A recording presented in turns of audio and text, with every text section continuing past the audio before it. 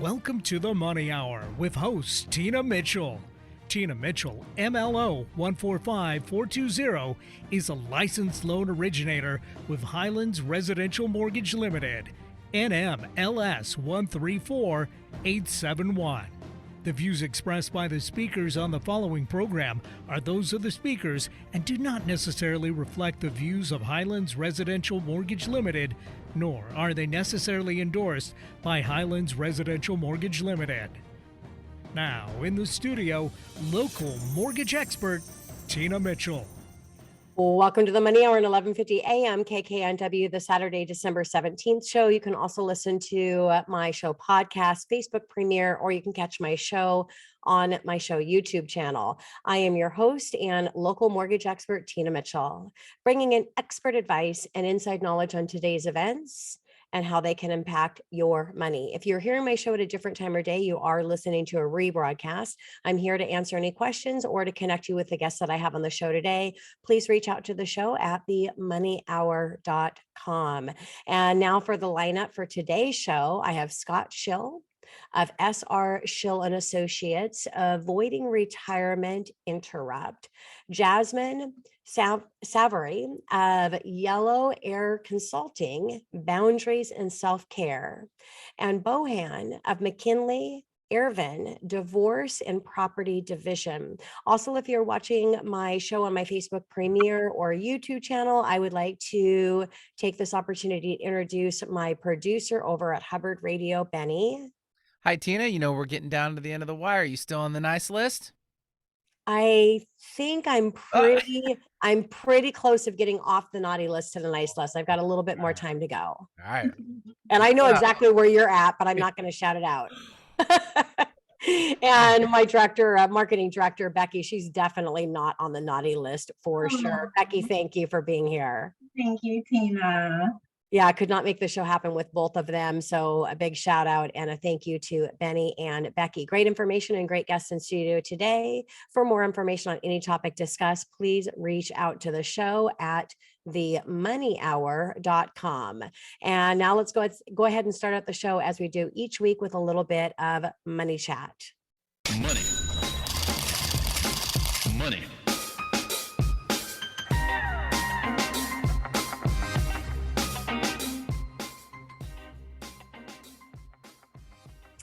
Tina Mitchell here with your money chat. There is a trick that you learn when parenting. When you see your child's determining, frowning face, despite absolutely no reason to be in a bad mood, you simply tell them, don't you smile. Don't do it. You're not allowed to smile. And despite how hard they try to hold their composure, they surrender the compulsion to smile, albeit unwillingly. If the market were the parental figure in this analogy, Pal would be the determined child, doing his best to hold his composure, hoggish tone, in wake of the clearly positive, dovish outlook on the markets. The reality is this: Wednesday's release came in line with the expectations regarding the 50 basis point hike to the target range of 4.25 to 4.5%. This is up from where rates were only 9 months ago in a range between 0 and 0.25%. And he even raised the longer term terminal rate outlook to 5.25%. The higher for longer marathon held true. In fact, there is now a notion that the rate cut may now fall into 2024. So why did the market improve? It came in the form of the collective Federal Open Market Committee Participation Project projections called SEP, a summary of the economic projections. Although the Fed rate shows now higher in the long run, the new data point is that once the Fed does finally begin cutting, they will do so at a much larger magnitude than originally expected. In other words, the taller they are, the harder they fall. or in this example, faster. Keep in mind where we go from here will be largely data dependent. We are not out of the woods, of course, but the data will be the ultimate driver for what is to come. As much as Powell may want to toe the line of the market restrictiveness, the markets just can't help from cracking a smile. And as they say, smiling is contagious. Tina Mitchell here, and that is your Money Chat. Coming up next in the Money Hour, avoiding retirement interrupt, Scott Schill of SR Schill and Associates right here on 1150 AM KKNW.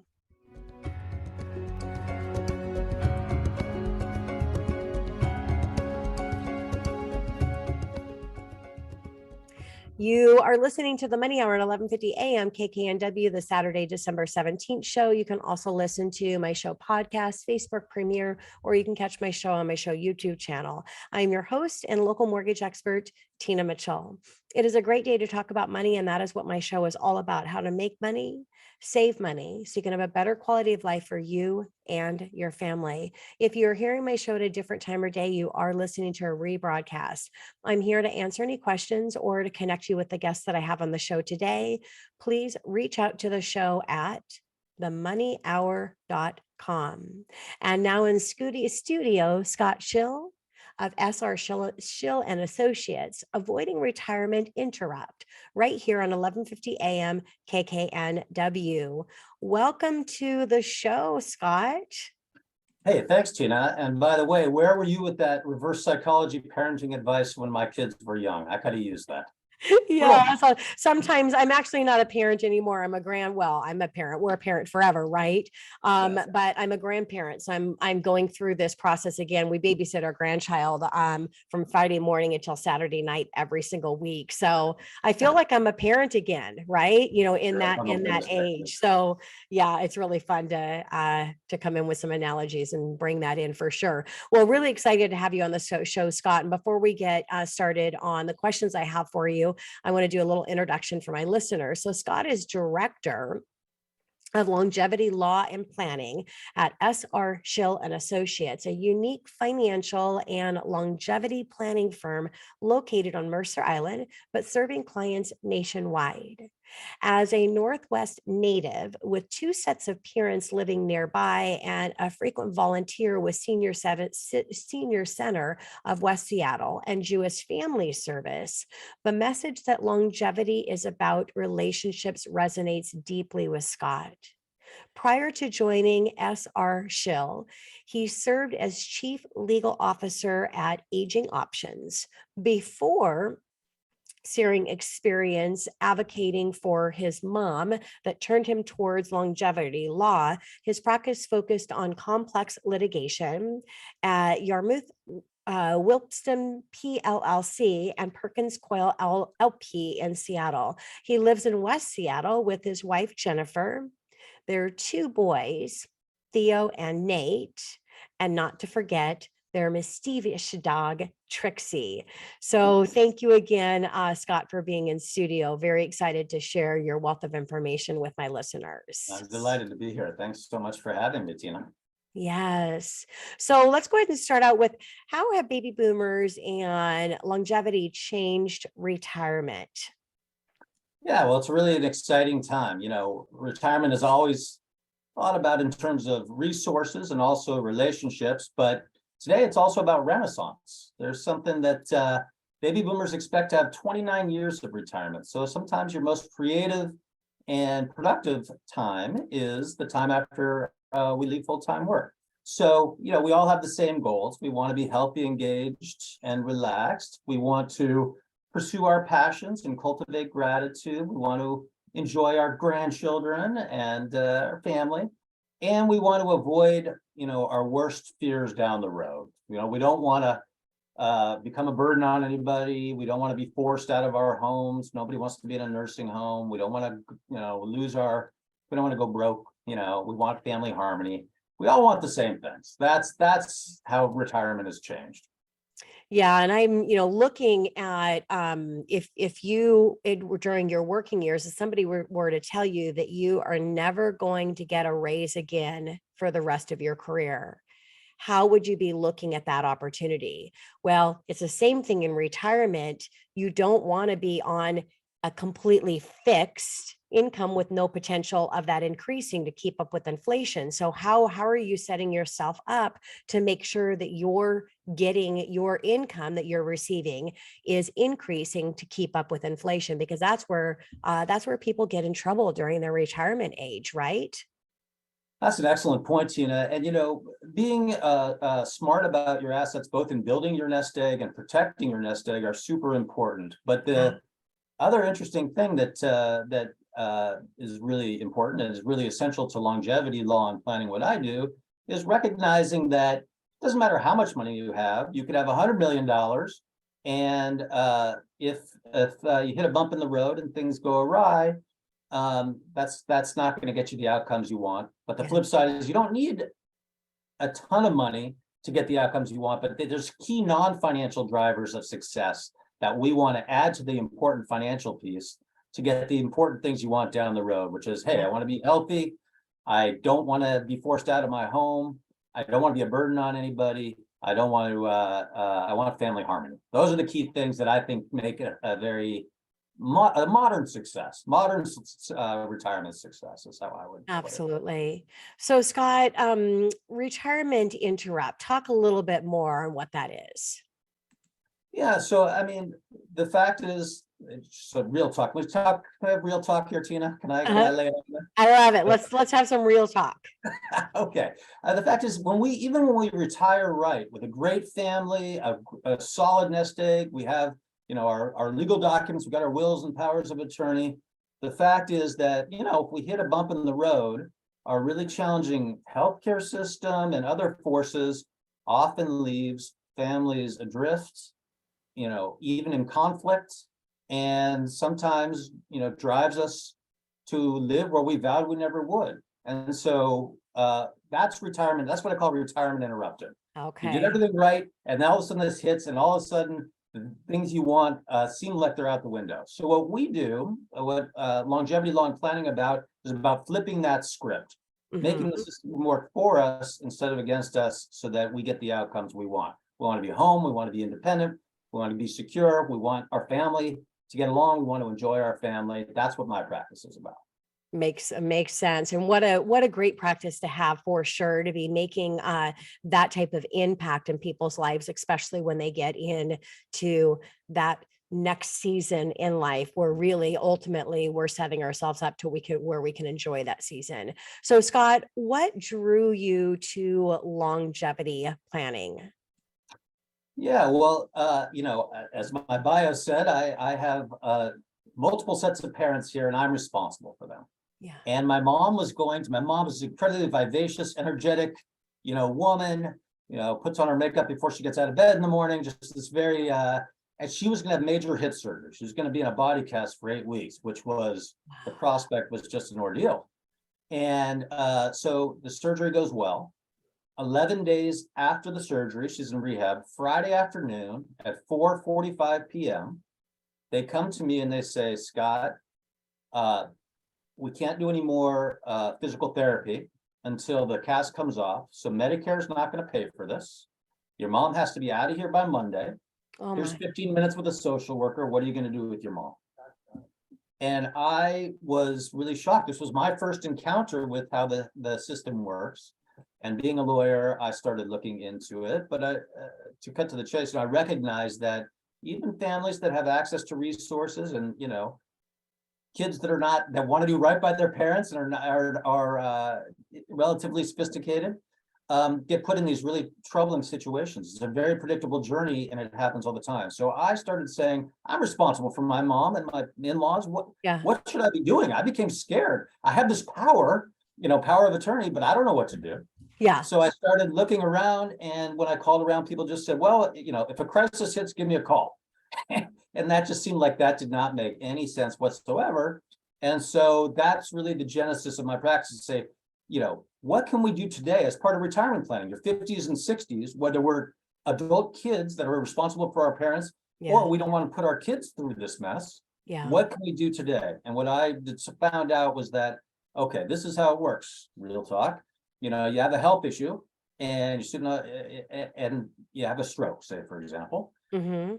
Health issue, doctor comes, just like the doctor came to me and said, you know, good news is, mom's gonna live. Bad news is she can't go home. What are you gonna do with your mom? So the health issue is now a housing issue. It's not a housing issue for mom, it's a housing issue for the whole family. What are we gonna do? All the kids want to do right by mom, but maybe they have different ideas about it. So now family conflicts start to arise here. One kid's doing all the work, and that's, family fissures happen here. Oh my God, how are we going to pay for this? So the health issue becomes a housing issue, becomes a financial issue. All of it is a family issue. So what I found is, if we can, and the fact here's the disturbing fact is 70% of us end up in this situation. That's what we're flipping. That is scary.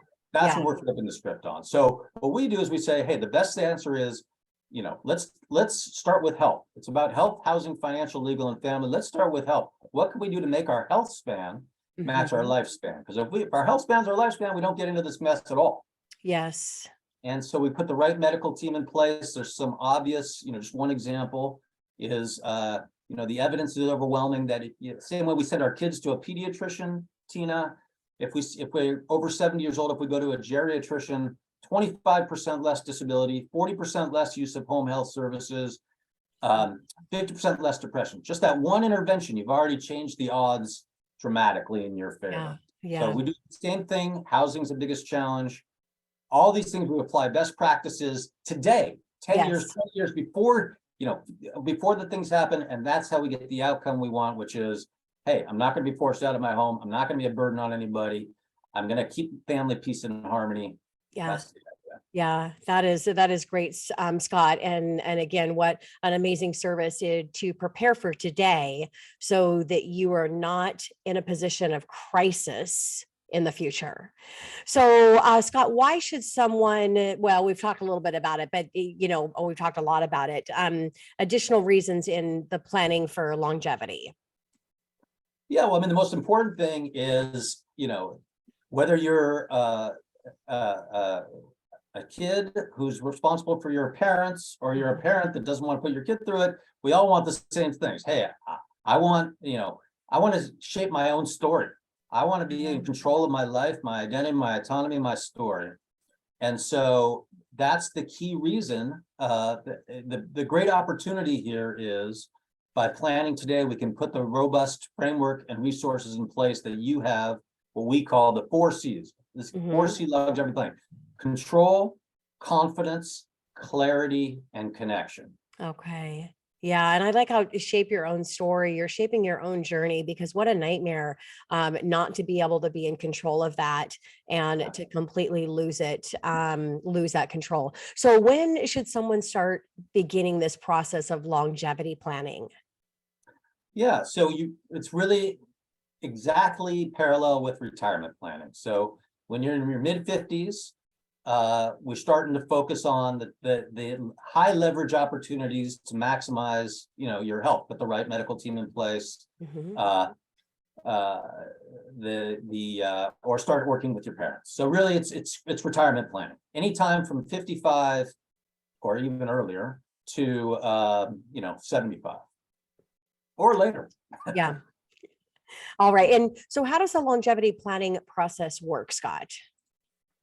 Yeah, so the first part is we figure out what your goals are. What do you want? Hey, I don't want to be in a nursing home. Okay, that's important. I want my family to get along. Next thing, we put in the resources in place. So, for example, when I was in the hospital with my mom, I know today that in that situation where they say, hey, mom can't go home, what are you going to do? I'm supposed to call a geriatric care manager to come in and help. I'm supposed to advocate for my mom to say, hold on a second, stop the train. Yeah. But I'm going to call in this professional to come and help me. They'll work with the hospital to see what's possible, and they'll set things up for me. So it takes the burden off the kids, and the parents get the outcome they want. Okay. And how do adult children benefit by the longevity planning for or with their parents? Yeah, well, I mean, that's the thing. I come at this as an adult child, and I happen to Um, be, fortunately, I'm in the area with my parents, but a lot of kids are in different parts of the country. And everyone wants, the vast majority, in my experience, Tina, want to do right by their parents. of course. And it's a scary, overwhelming. We're given this power, but we have no idea what to do with it. And that uncertainty is scary. So what we want to do is not just to give kids the power, but give them kind of the manual of instructions, the Yeah. guidance and resources so that, hey, we're planning the year for smooth sailing. We're never going to have to do it. But if you do have to step up at some point, it's going to be, the burden's going to be minimized. It's going to be smooth. And we got the people in place. Yeah. The worst thing to do is to try to figure out a plan when you need to take action right now. You put together the plan, get those experts, and get everything lined up before you actually have to start that process. Yeah, I mean, the truth is, once you get on this journey, what I call, this very predictable journey where you have a health issue and you're in the hospital, it's too late. The crisis is there and things start to happen. So the great thing is, the opportunity is, you got the luxury of time. You can get this in working for you, getting everything working for you instead of against you. Yeah. So in my last minute here that I have with you, if you can quickly answer, Scott, family meeting and the importance of bringing the family together. Oh, that's the most important thing. So thank you for bringing that up, Tina. So, we're going to work to put the plan and put the resources in place. It's maybe your plan, but if your kids need to step up, they're the ones that are executing it. So it has to be communicated. So we bring in the family. I host a meeting with the family, and it is wonderful. People come in saying, what's this about? And they come out with this great sense of relief and connection, saying, oh my God, look at all the great work that my parents have done to make this easy for me. And we're going to get the outcomes that we want. It's really the most meaningful and my favorite part of the job is seeing families put in a better position to succeed. Yeah, that is great, Scott. Well, nice job in what your firm is doing, the difference that you're making in our community and communities nationwide. It's just amazing. And I really appreciate you being here on the show. And I'm excited to have you come back again in the future. Thanks so much, Tina. I really enjoyed it. Yeah, thank you, Scott. All right, coming up next on the Money Hour, boundaries and self-care with Jasmine Savari of Yellow Arrow Counseling right here on 1150 AM KKNW.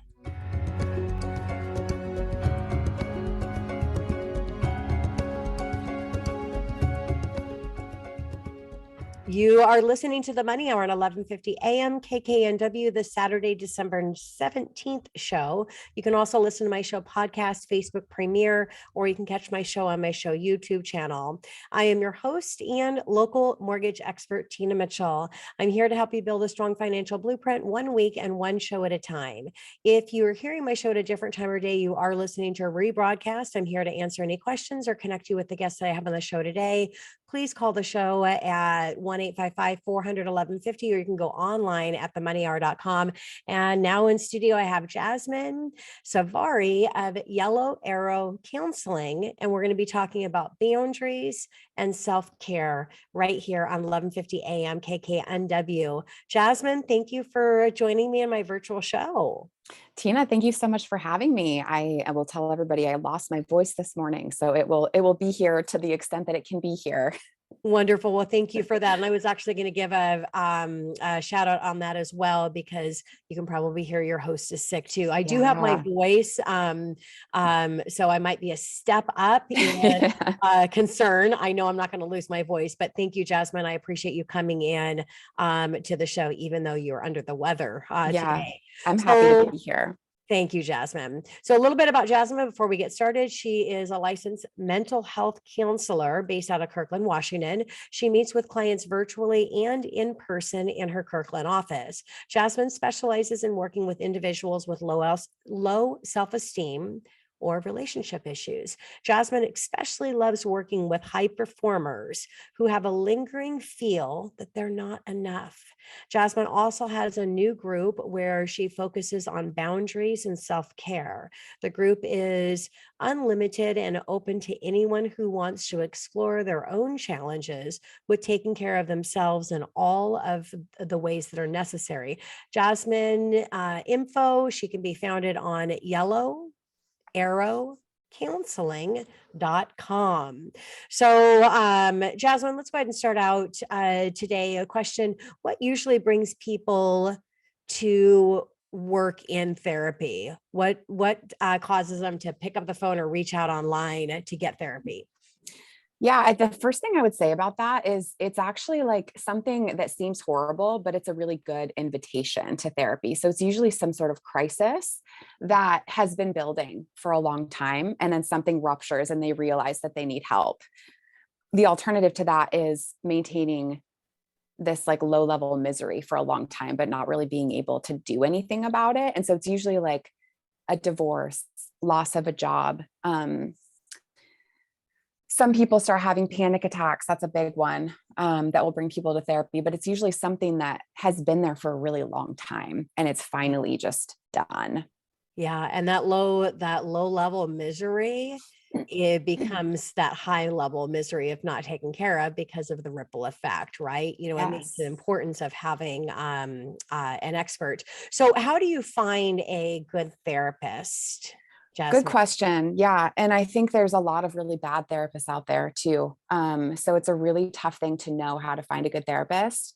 I think a personal referral is really important, which is why I love the communities of, referral Yes. companies. But the most important thing is how you feel with the therapist. And so most therapists offer a free consultation, and there's no reason that you need to pick the first therapist. You can have multiple consultations with multiple therapists and just notice how you feel when you talk to them. How do you feel in that relationship? That's the most important part of therapy, is the relationship with the therapist, actually. Yeah, and I mean anything that you're purchasing where you have somebody that's going to be walking you through the process, getting a mortgage or buying a house, which is in my arena, the person that you choose, that's what makes or break. And even more so in what you do as a therapist, because you really have to be able to connect with that therapist in order for them to, no matter how much knowledge they have, if you don't have that connection, it's going to be hard for your therapist to get things out of you and to really draw the best to help you heal, to be your best, right? Yeah. So I like that shout out, and have your initial consultations so that you can kind of go through that interview process to see what your intuition, your gut is telling you who is going to most connect with you. So Jasmine, what do you offer in your practice? So I do private practice therapy. So I meet with clients individually once a week, usually. Sometimes I meet with them twice a week, sometimes 3 times a week. My practice is very full right now because a lot of people are experiencing stress in their lives. And so what I decided to do was start a group so that more people can come in and get support. And so the group is unlimited and open to anybody. And I would say most people who come to my practice on some level struggle with boundaries and self-care. So that's why I named the group that. I used to call it the codependency group, but I think that turned people off a little bit. Codependency really is just lack of boundaries and lack of self-care. So I just kind of revamped it. I don't have a lot of space for new clients, but I have a lot of space for people who want to come into the group. Well, and that's really great, Jasmine, when you get to a position, because as a therapist, it's not like in my business, you just keep hiring to your team.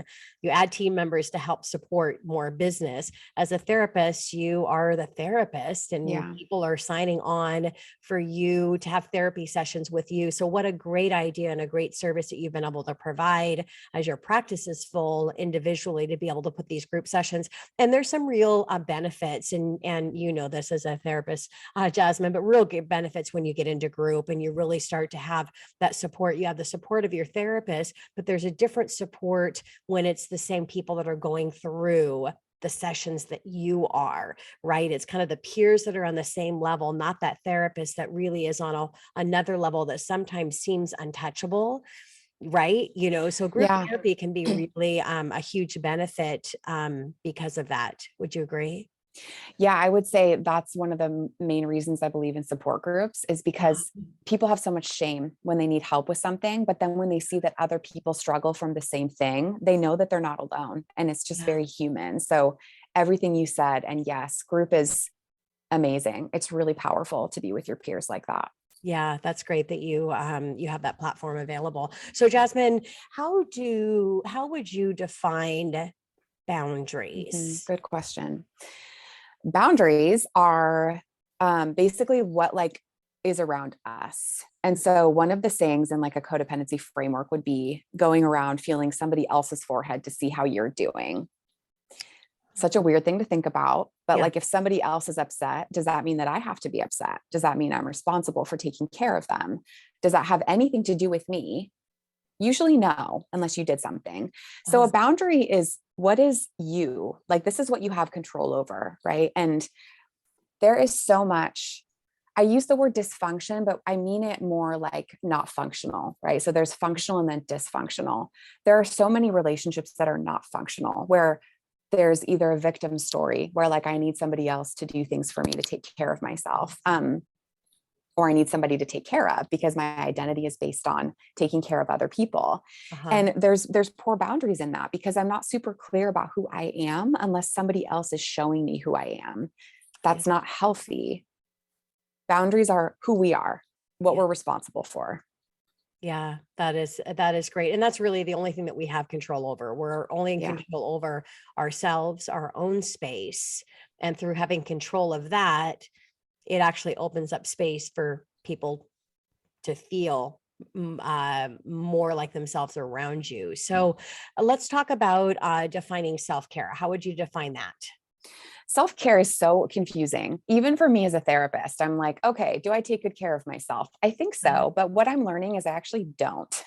And it's a process. And so self-care, I think we think of getting a massage or getting your nails done or something like that as a woman, something that's relaxing and takes care of yourself. But one thing that I'm learning as far as boundaries go is to say no to things, to not overwhelm myself, to be connected to how I'm feeling and what I'm actually capable of and what is my responsibility.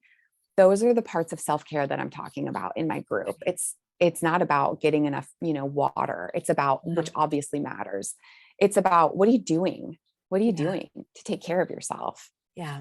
The power of saying no and understanding, because depending on what season you're in your life and what you're dealing with differently, that's going to be changing. Because if you have more space, because things are, you're in more control of your space, you have more space to be supportive to the people that you love. And there's other seasons in your life that you're not. So you have to really be able to understand the power of saying no.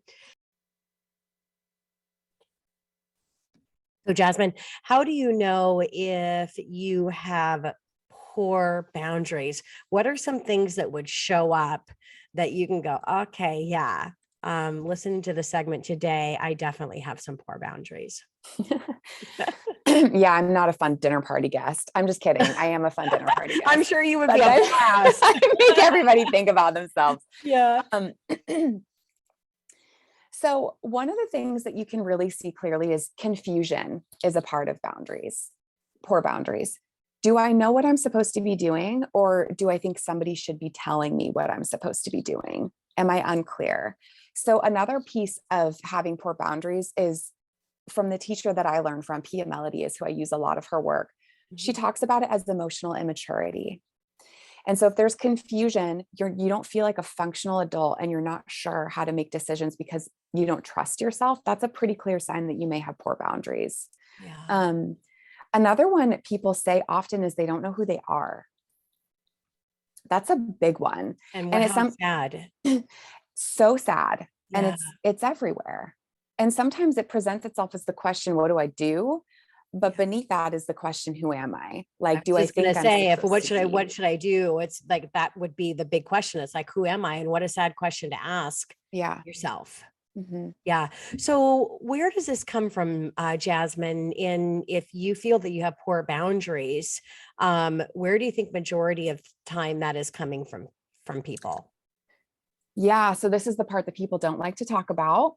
It often comes from our childhood, and life is really stressful, as we know, and it's not about blaming parents. Parents do the best that they can.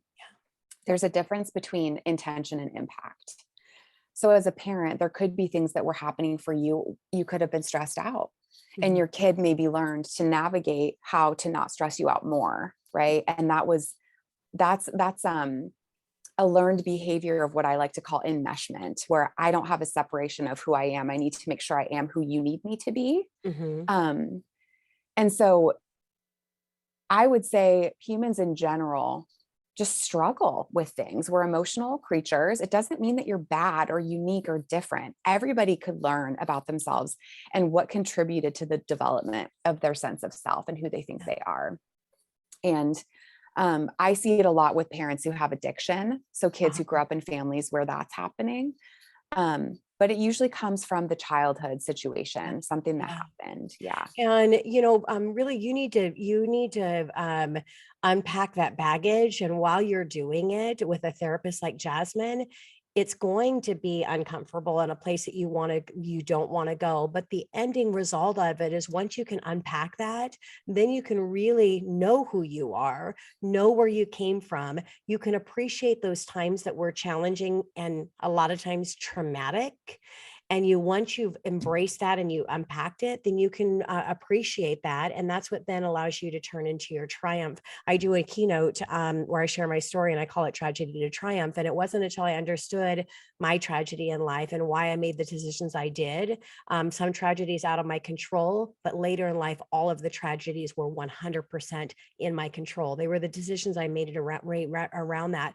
And once unpacking all of that and realizing that I had control of my life, then I was able to triumph from it. And when you can connect your dots, Steve Jobs has a commencement speech he did for Stanford he talks about connecting his dots.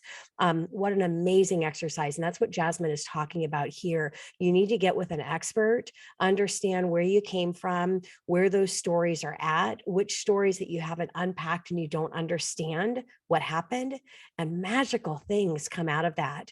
And Jasmine, what a great way to end my time with you today, because I think that's the biggest takeaway for anybody that's listening to the show. I just got goosebumps and I want to just start crying because it's so important. People have so many tragedies in life because they're stuck, and you can get unstuck if you hire an expert that can help you get there.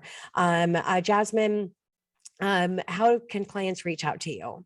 Yeah. So Yellow Arrow Counseling is my website. I'm also very active on social media, just under my name. I post a lot of videos there, and I do have a podcast called the Live Your Life Podcast. So that's a way you can find me as well.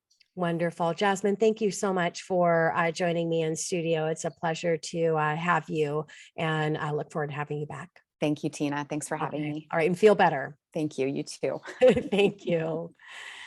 And coming up on the Money Hour, divorce and property division, Vahan of McKinley Irvin, right here on 1150 AM KKNW.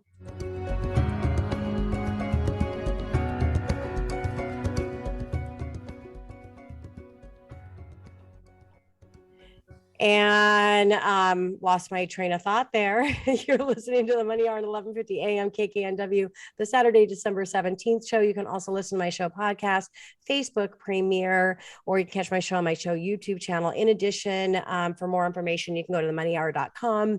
I'm your host and local mortgage expert, Tina Mitchell, bringing into studio each week the best of the best experts in our local market on everything regarding your money.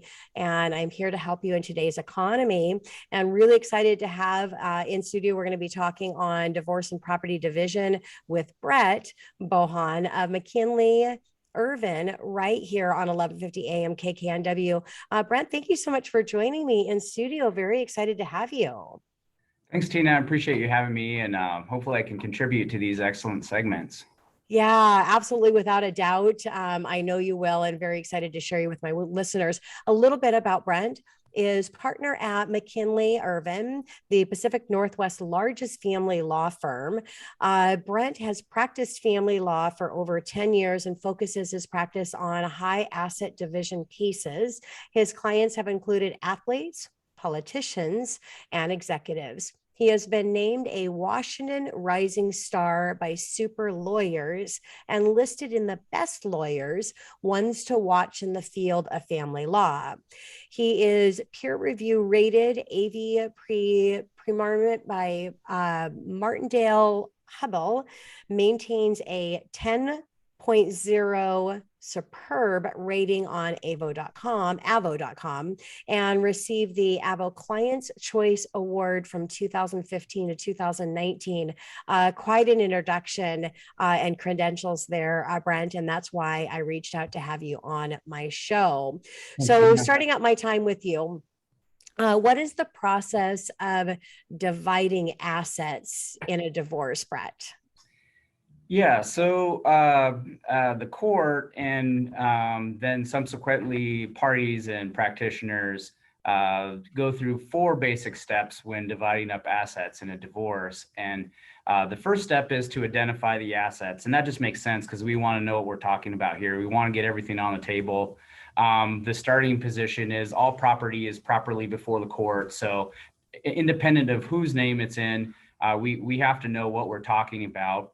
Once we know what property is there, the second step is to value the property. And valuation can be a little bit trickier than sometimes it's not. Sometimes it's just as simple as going online and looking to see what a stock price is. But for example, valuing a house, given the fluctuation in the market, parties may disagree over the value of a house. So once we've identified property, valued it, then it has to be characterized before it's divided. And the characterization of property is binary. So it's either characterized as separate property or it's characterized as community property. Mm-hmm. Once that characterization has occurred, then we divide the property fairly and equitably. And so I think everybody agrees in divorce cases that property should be divided fairly between them. The fight occurs or the disagreement occurs when people don't agree on what's fair. Yeah. Well, I'm sure there are situations where they don't want it to be fair, for sure. When you get into the divorce, people are not happy and wanting to share. So, Brett, can you explain what factors determine how property is divided in a divorce? Sure. So there can be a number of factors that play into this. So when we talk about fair and equitable, that's a very subjective term. So, parties consider and the court certainly, if it gets there, will consider certain factors on how property is going to be divided and whether or not it's fair to divide property in a certain way. And so those factors are things like the length of the marriage. Are we talking about a long-term marriage, 30 years plus, or are we talking about, sometimes received marriages that are under a year? And so that can be a factor. The ages of the spouses. Are we talking about spouses that are starting their careers, or are we talking about spouses that are starting or ending their careers, or somewhere in between? Their income levels. If there's a discrepancy in income level, that can certainly have a factor in it. If you have one party that is earning significantly more, for example, if you have a party that's earning significantly more than the other party, while we do have tools available to us, for example, spousal support, to kind of put those parties on more equal footing for some time in the future. Property division can also be a way that the court or parties can achieve that goal by granting or agreeing that one party, the financially disadvantaged spouse, generally is going to obtain a higher percentage proportionate share of the property in the case. So income level can certainly have an impact on it. Along with that, education level is one of the parties going to need some education here after the divorce to get themselves back on their feet. The existence of non-marital resources. So sometimes you have parties that have access to a trust. That's certainly going to play into how to fairly divide property. One party may have a medical condition that they can't work, and they may need a greater division of the assets. There could be a prenuptial agreement. Tina, we could probably do a whole segment on prenuptial agreements, but that certainly has an impact on how property is divided if one exists, and whether a couple live together prior to the marriage. So there's a number of factors that play into how property is divided. Yeah. So being that Washington is a community state property, when is a property characterized as a separate or community property in Washington? So this is a good question because anybody that reads online, they say, oh, Washington is a community property state. What does that mean? So the controlling factor, and this is kind of difficult to understand sometimes because it's unique to family law and in real estate law. For example, if your name on the title, if you have your name on the title of a house, well, that controls, you have an interest in the house. In family law, name on title doesn't necessarily control. So the controlling factor in determining whether or not property is characterized as community or separate is when it's acquired. We call it the date of acquisition rule. So if property is acquired during the course of the marriage, it's presumptively community property. If it's acquired before or after the date of marriage, it's presumptively separate property. What difference does this make, Brent? Well, the difference that it can make is that the community property generally belongs to the community, meaning that it's subject to equitable division. A lot of times people say, well, that means it's divided 50-50. Not necessarily, as we discussed. Yeah.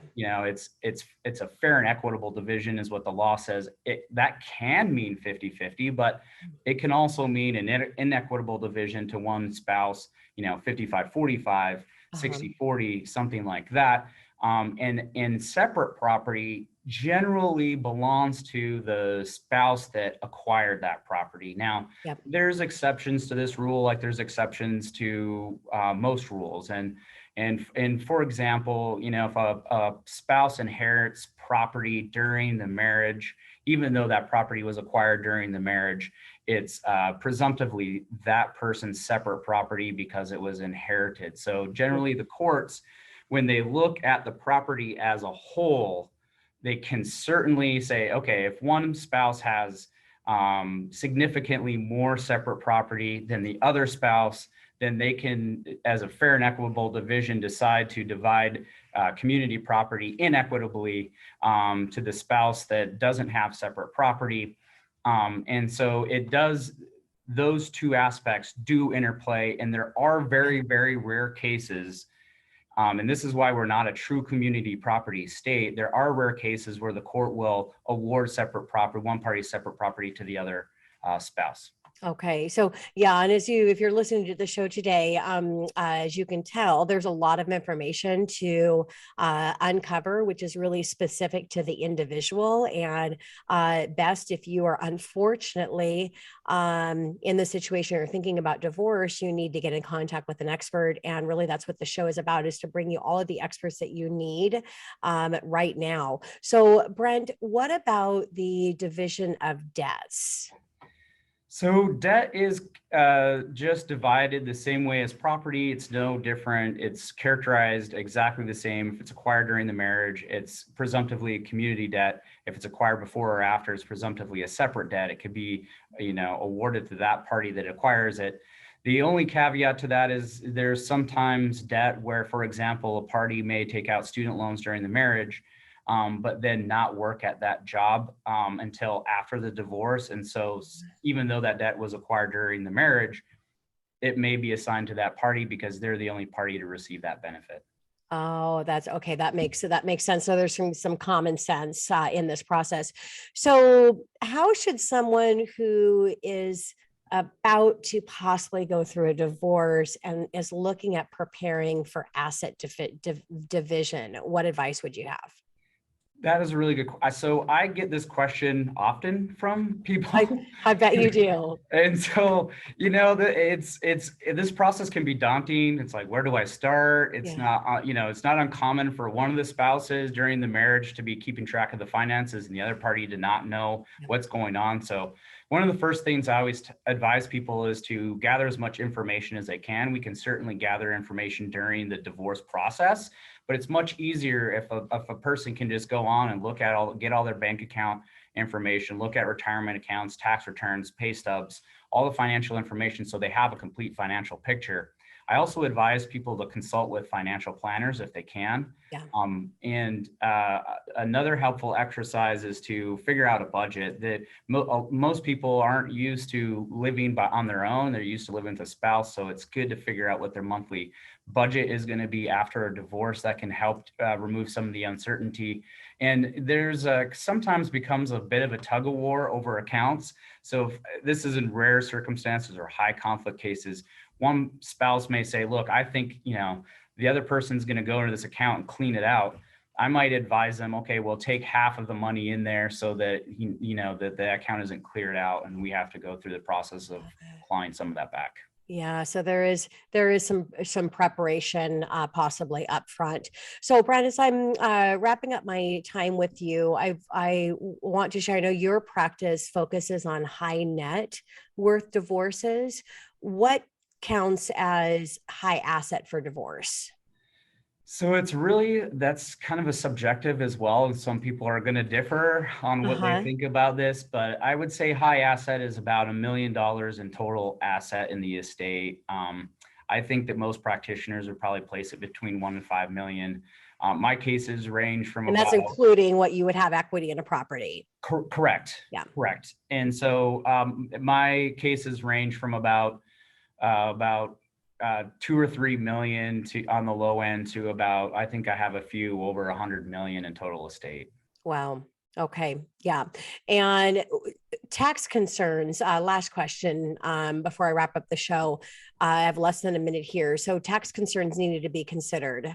Can you give a quick answer on that? Sure. So I should just say that I'm not an accountant. So if people have a specific question about taxes, I usually direct them to an accountant. But there can be all kinds of tax implications after divorce. If you sell a property, if you have to pay spousal support, even since I've been practicing, that's changed twice. Who's going to pay the taxes on the support? Either the person paying support or the person receiving it. So that could potentially change. So that's a consideration. There's also retirement accounts, stock options, if you're cashing those out, any type of deferred compensation. And if there's children, who's going to claim the children as dependents on the taxes? Yeah. So there's a lot of things regarding taxes. And again, it's all in the preparation.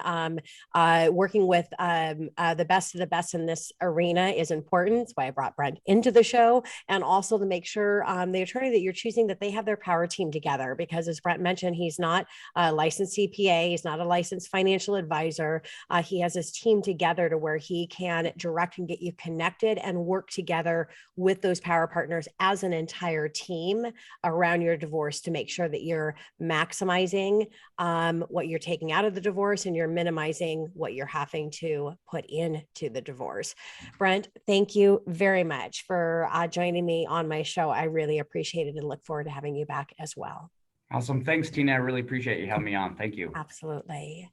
This is your host, Tina Mitchell, your local mortgage expert, signing off for the day. Enjoy the rest of your weekend. I look forward to talking more money with you next weekend right here on 1150 AM KKNW.